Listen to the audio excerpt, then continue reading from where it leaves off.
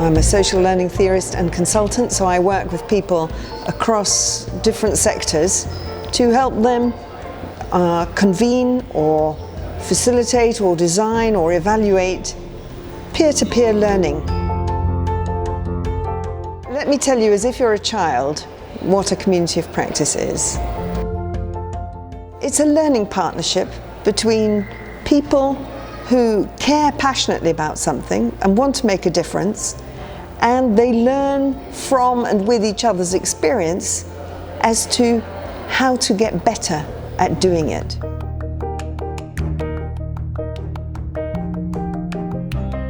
In fact, companies first took it up in the 90s when they had been spending billions of dollars on building up knowledge bases, but actually very few people used those knowledge bases. In the end, they always went to other people to ask them, how did you do it? And so community of practice became a way for them to channel some of the energy and make the most of the knowledge bases that they'd built up. So when we talk about the life cycle of a community of practice, it's very much that, going from exploring the potential of being together to being together long enough that we're committed, to finally thinking, how are we going to leave a legacy?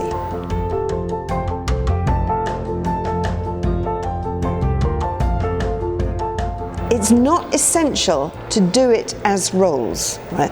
But what we have noticed is that communities of practice that reach maturity, right, and function very well and productively, pay attention to certain dimensions.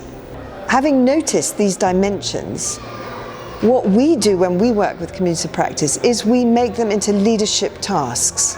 Either the facilitator does it, puts an end to the domination of voices, or people go home thinking, well, I'm not going there again. And so what you do is you give people in leadership groups the legitimacy to intervene in the process.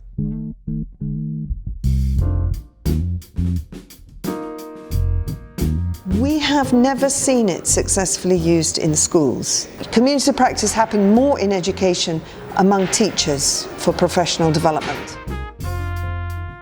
The challenge for teachers nowadays is not to teach people maths so that they may become better mathematicians, but more like, how are you going to live in a world as a non-mathematician, but where maths is important in the world around you? So you're coaching more people's identity. You're coaching people how they're not going to be.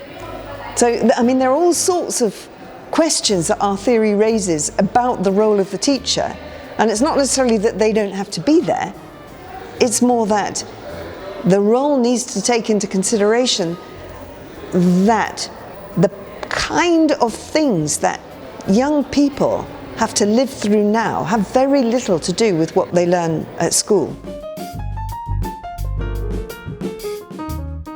What you take from a book is not social learning. Right? It only becomes learning once you change what you do after having read the book and seen a result from that.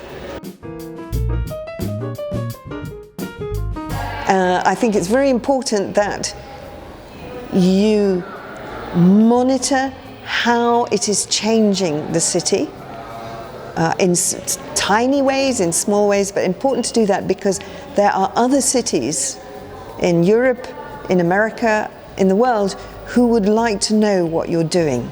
The city plays a huge role in the learning of the people within it.